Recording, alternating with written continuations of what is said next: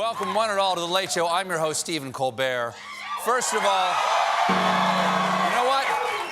Let's start off the evening on a positive note, John. Happy Martin Luther King Jr. Day. Yes, Beautiful day, beautiful day, beautiful day to celebrate, beautiful message to remember. Both the president and the first lady noted the day on Twitter. Melania's tweet was short and sweet. Together we honor Dr. Martin Luther King Jr. Hashtag MLK Day. She really relates to Dr. King's message, especially the part about wanting to be free at last. Oh, my goodness. I think I heard. I don't know. It's what I heard. Yes, I heard that, It's too. what I Thank heard. God Almighty. The oddest thing about that tweet was the graphic she used, which just said, MLK Day. Timely and factual. And I'm being told we have a preview of the First Lady's tweet for tomorrow. Together we honor Tuesday, January 21st. Again, so truthful. So truthful. Direct.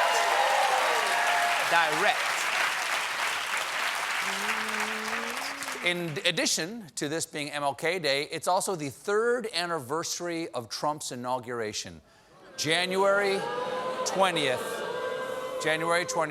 2017. I think we all remember where we were when we weren't there. But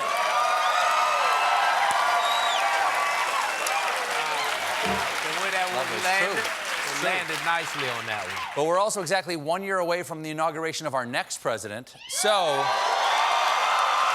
pause. So it will either be a massive, historic celebration down in D.C., or the White House will tell us it was a massive, historic celebration down in D.C. But Inauguration Day may come early because tomorrow is the beginning of Trump's Senate impeachment trial. And I'll give you the latest. And I will give you all the latest in tonight's Don and the Giant Impeach.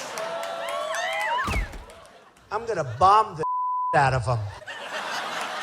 Over the weekend, House impeachment managers filed a 111-page brief outlining the president's abuse of power and obstruction of Congress.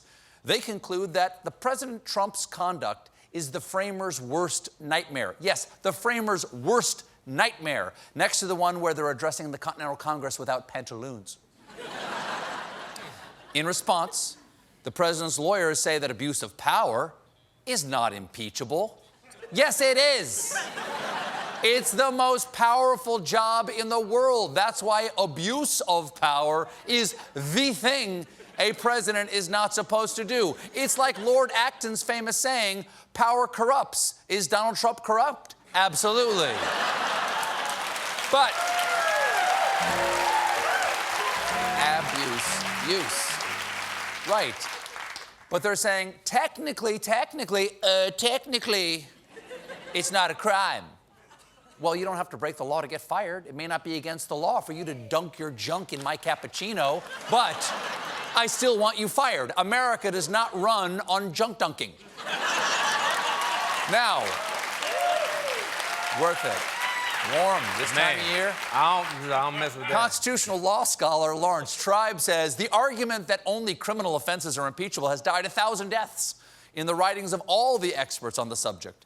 But it staggers on like a vengeful zombie. Look, Larry, you may not agree with the president's allies, but I think that the term vengeful zombies is a little, on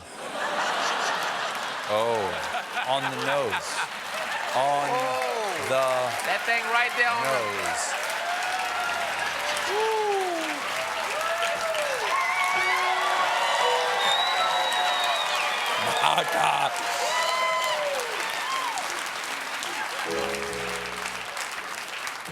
I object. But the ultimate insult against Trump's defense brief is the allegation that it is so weak he likely dictated parts himself.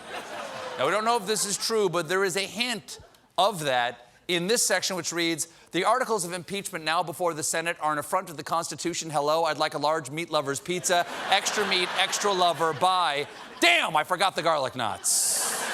You'll never get them. And here's the thing. Donald Trump is taking none of this lightly. With his presidency on the line, Trump is turning to his favorite legal scholar, television. According to one source, Trump has been telling people that he wanted a high-profile legal team that can perform on television, and Trump loves having people who are on television working for him. Quick, get me Matlock, Perry Mason, Law and Order. Give me that dung thing, and Dharma and Greg. Now, Team Trump includes Harvard law professor and man who just Googled Alan Dershowitz underwear, Alan Dershowitz, who famously defended O.J. Simpson and Jeffrey Epstein. Give me Dershowitz. I'm exactly as innocent as Jeffrey Epstein and O.J. Simpson. But Jared, just in case, gas up the Bronco. Now, Dershowitz was on the Sunday shows pushing this whole abuse of power being no biggie. You needed proof of an actual crime. It needn't be a statutory crime, but it has to be criminal behavior, criminal in nature. Okay, but during the Clinton impeachment, one prominent legal scholar disagreed. It certainly doesn't have to be a crime. If you have somebody who completely corrupts the office of president and who abuses trust and who poses great danger to our liberty, you don't need a technical crime. Okay. But look, we've all... Wait. Time moves. Back in 1974, Dershowitz said this about Richard Nixon and Watergate. I'm not happy seeing Nixon's gang being tried by blacks and liberals in the District of Columbia. Wow. That statement did not age well. But then again, neither did Alan Dershowitz. Now, as I said, the Senate trial starts tomorrow, but we're still a little fuzzy on the details thanks to Senate Majority Leader and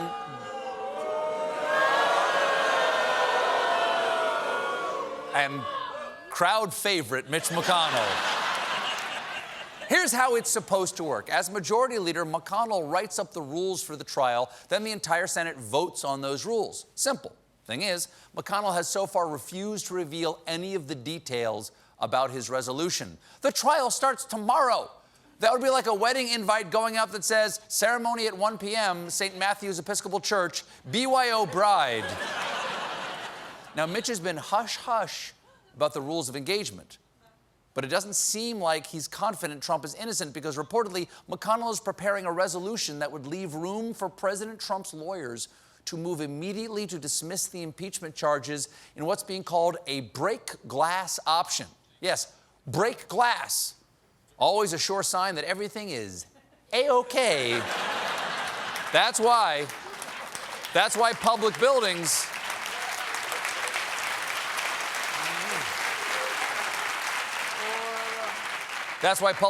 have axes on the wall with signs that say, break glass in case everything's hunky-dory. Now, while McConnell is out there busy rigging the trial, some of the jurors have already started their defense of the president, like Alabama Senator and Frankenstein noticing fire, Richard Shelby. Shelby was on This Curious Week with George, and he got asked this question. Do you think it was proper for the president to solicit foreign interference in our election? We've seen the president in public ask the Ukrainians to get involved, ask the Chinese to get involved. Well, those are just statements political. They make them all the time. So it's okay? I didn't say it was okay. I said people make them. People do things. Things happen. That is an ironclad defense. It's like a defense attorney saying, Your Honor, did my client commit murder? Yes, but things happen. Sometimes very sharp things happen, like 22 times to the torso, okay? You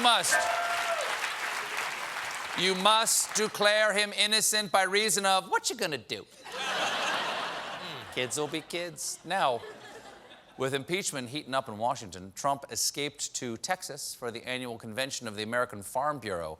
He began by telling them that they all loved him. A poll just came out, Wall Street Journal. Just came out. Look at this. Farmer approval of Trump hits record, poll shows. 83% of the farmers and ranchers approve of the president's job performance. 83%. But I want to know really, who are the 17%? Who are they? Who the hell are the 17%? Anybody in here from the 17%? Don't raise your hand, it may be dangerous. Wow. That's a little disconcerting from the most powerful man in the world. Seriously, who in this room does not approve of me? I'm throwing a special party for you guys. Just follow the cows up that ramp right over there. Just ignore the whirling party blades. Trump also spent a good amount of time talking about Agriculture Commissioner Sid Miller, seen here a-wrangling a cupcake. And you'll never guess which detail about Miller he focused in on. He had the big, beautiful cowboy hat on. I love that hat. I wish we could wear them in Washington or New York, because I would be the biggest buyer of that hat. Actually, Mr. President, you can wear them in New York. In fact, my drummer, Joe Saylor, is wearing one right now.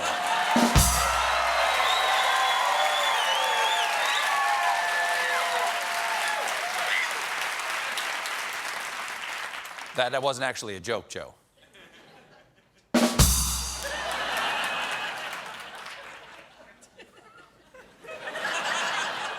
One issue affecting farmers is the estate tax. And if there's anybody worried about who inherits their fortune, it's Donald Trump.